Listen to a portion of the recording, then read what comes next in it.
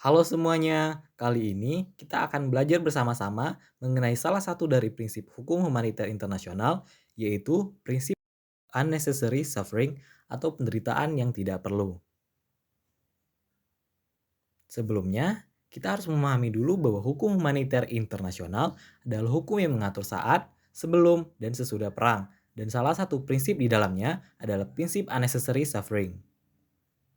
Prinsip ini menyatakan bahwa penggunaan kekerasan dalam pertempuran tidak boleh mengakibatkan penderitaan yang tidak perlu bagi manusia dan kerusakan yang berlebihan terhadap lingkungan, sehingga yang terpenting adalah menentukan sasaran secara tepat.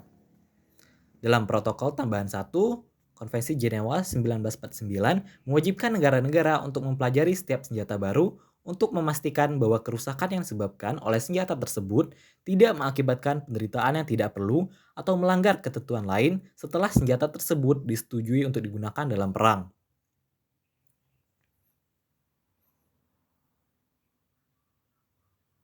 Hal ini sesuai dengan salah satu tujuan dari hukum humaniter internasional, yaitu untuk memberikan perlindungan terhadap kombatan maupun penduduk sipil dari penderitaan yang tidak perlu.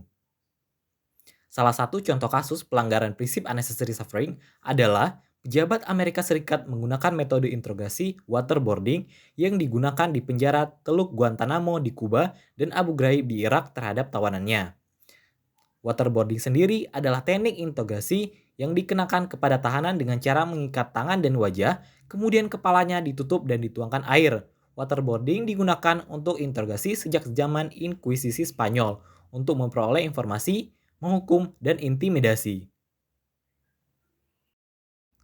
Selama terjadinya konflik, hukuman atas pelanggaran hukum perang bisa berupa dilakukannya pelanggaran tertentu atas hukum perang dengan sengaja dan secara terbatas sebagai pembalasan.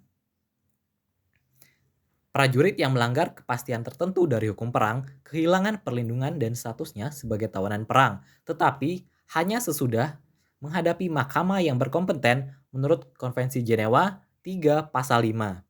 Sesudah konflik habis, orang yang telah melakukan pelanggaran tertentu atas hukum perang, terutama kekejaman, boleh dimintai pertanggungjawaban individual melalui babak hukum. Baiklah, cukup segini saja pelajaran yang hari ini. Terima kasih sudah menonton.